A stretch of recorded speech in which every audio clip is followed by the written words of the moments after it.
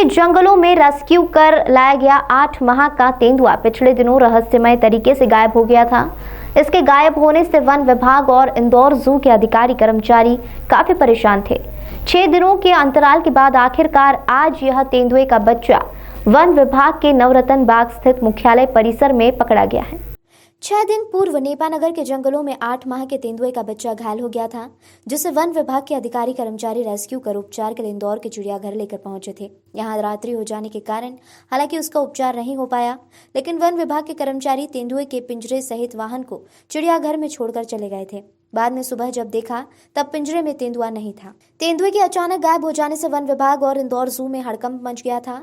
चिड़ियाघर के आसपास की कॉलोनियों में रहने वाले लोग भी दहशत में थे। इस बीच वन विभाग और इंदौर चिड़ियाघर के कर्मचारियों ने संयुक्त रूप से तेंदुए को खोजने का अभियान भी चलाया, लेकिन उन्हें कोई सफलता नहीं मिली क्योंकि वह तेंदुए को चिड़ियाघर में ही ढूंढ रहे थे।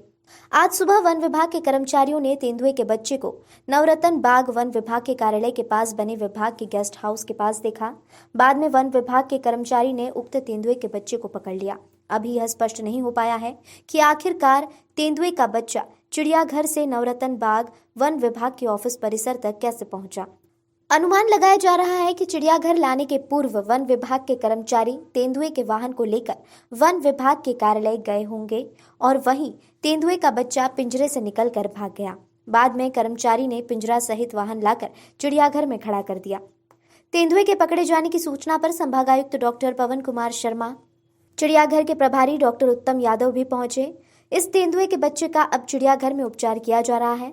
चिड़ियाघर के आसपास की कॉलोनियों के लोगों ने तेंदुए के पकड़े जाने की सूचना पर राहत की सांस ली है।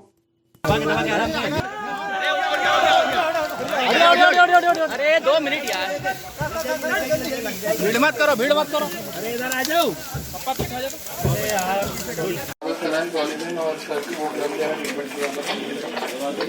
उसको सफे वाले को बुलाओ, क्या चल रहा है? चलो ढक दो यार, ढक दो उसको, शांति, थोड़ा रेस्ट करो।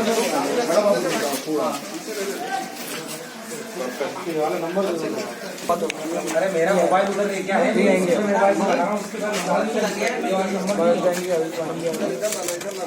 चलो खोल दिया। हाँ खोल दिया।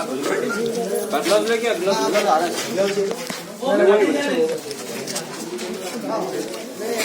वही के सफे वाले को तुरंत आगे ना, बच्ची आगे या जाना तो गाड़ी में ही नॉर्मल लाइन दे बहुत कमजोर दिख है।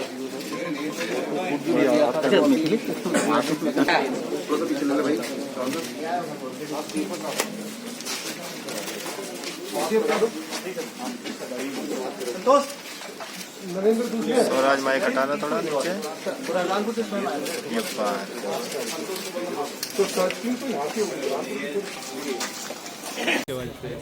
देखिए, अभी फॉरेस्ट डिपार्टमेंट तय करेंगे उस पर। अभी हम लोगों ने उसको रीएडिट करने का प्लान किया है और अभी थोड़ी सी ज़रा उसको ताकत आ जाए, उसमें मजबूती आ जाए, उसके पैरों में थोड़ी सी जान आ जाए, ये प्रयास हम लोग कर रहे हैं। कि अगर फाइनेंशियली बात की जाए तो वो अगर इस तरह के इंसिडेंट्स होते तो पहली चीज़ ये होती है कि हम लोग एनिमल को सेफली कैप्चर करें, उसको किसी लेवल का डैमेज ना हो, साथ ही साथ हमारे विजिटर्स, हमारे जो शहर की जो पब्लिक है उसको किसी तरह का नुकसान ना हो। यही चीज़ पहली हम लोगों की प्रायोरिटी रहती है।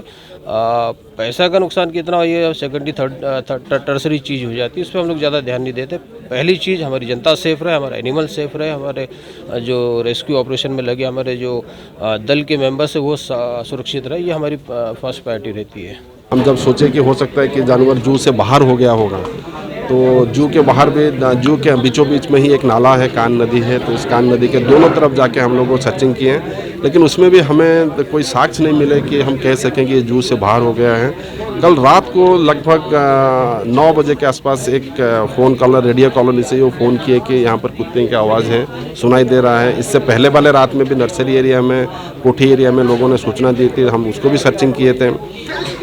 लेकिन वो लग रहा था कि कहीं ना कहीं वो जू से जैसे कि बाहर हो गया हो और किसी झाड़ी झंकार उसी क्षेत्र में हो। तो हम आज जैसे कि उसकी तैयारी कर रहे थे कि आज के हमारे दिन कैसा रहेगा, क्या रहेगा, तो तभी हमारे जो नर्सरी में साथी काम कर रहे थे उन्होंने सूचना दी कि तेंदुआ जो प्रत्यक्ष रूप से दिख गया है और तब फिर हमारे जितने बिल्डिंग्स हैं, ऊंचे ऊंचे टावर हैं, उनके ऊपर सभी को रखा गया ताकि प्रत्यक्ष रूप से वो तेंदुआ को देखते रहें।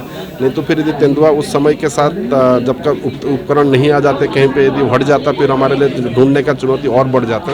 तो इसलिए हम उसको लगातार देखते रहे और लगभग 15 से 20 मिनट में जैसे कि हमारे सारे रेस्क्यू उपकरण सामने आ गए तो हम उसको पकड़ने में सफल हो पाए। तेंदुआ की स्थिति सामान्य है क्योंकि 6 दिन ये भूखा रहा है और जो मांसपेशी में कमजोरी है, उसका जो मसल्स में थोड़ा सा वो कमजोरी आ जाती है और अभी जैसे डिहाइड्रेटेड है, संभवतः ये पानी भी नहीं पिया हो।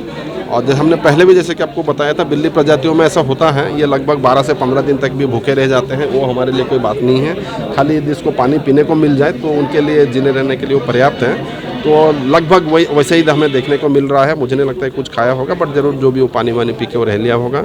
यहाँ पर हॉस्पिटल हम क्योंकि जू में ले आए हैं, जो डिहाइड्रेशन की स्थिति है उसको हम तुरंत उभर पाएंगे, उससे जानवर हाइड्रेट हो जाएगा, उसको भोजन भी मिलने लगेगा और जो घाव है ये बहुत सामान्य है और मुझे लगता है कि उसको उपचार करने के बाद हम आगे का निर्णय हम ले पाएंगे। इसमें कोई कैजुअलिटी नहीं है और मैंने पहले भी जैसे कि बताया था कि क्योंकि ये शावक है, बहुत ही छोटा है, तो ऐसे कोई कैजुअलिटी वाली कोई स्थिति तब भी नहीं थी।